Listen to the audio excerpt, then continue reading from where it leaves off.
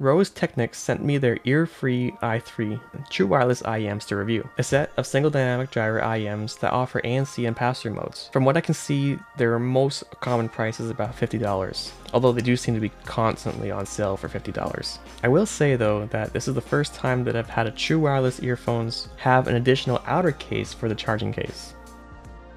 Okay, this the second time. The earphones offer 10 hours of playtime, and the overall design is similar to AirPods Pro, which means many will likely find them comfortable to wear. The case is thin enough to comfortably fit in your pocket, and it also has a soft touch finish to the whole thing, which does feel nice. The earphones also offer accent colors on the areas that are touch sensitive, which is a bit nice to help learn where to press them, since the touch area is a little bit of a different area than other IEMs. I also do like the color options and the two-tone color scheme, as it does kind of help these to stand out a bit compared to most other IEMs, which often look more or less the same. My one problem though when using them was I felt often like I wasn't getting the best seal with them in my ear. They are shallow fit IEMs, similar to AirPods Pro, but these ones just felt slightly off. Even with ANC on, it felt like there was still a bit too much outside noise, which is probably due to how they seal in my ear. Something that is good though is the app. The app works without much issue at all, and it even works on Apple, which is a definite plus, as some other apps like Moondrop's app is buggy and doesn't really work on Apple. So good on them there. The app lets you switch between 3 EQ modes: pop,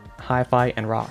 And then the modes for ANC on and transparency mode have slightly different tuning than it is with ANC off. The main difference with the EQ modes is changing the bass and low mids. Hi-fi mode has the least bass, and rock has the most bass, and then pop is somewhere in the middle. With ANC and transparency modes on, it also flattens the bass more, but then adds an awkward hump at around 500 Hz. I wasn't a big fan of the sound in ANC mode, but I'm also not a big fan of ANC in general, since it, to me, adds a feeling of pressure in my ear. My most preferred way to listen to these were in the hi-fi tuning and then with ANC turned off. In this configuration they sound mostly alright, although the upper mids and trebles sound a bit artificial. There is a grainy sort of sound in the top end that makes instruments and some higher vocals sound like there's a rough texture to them.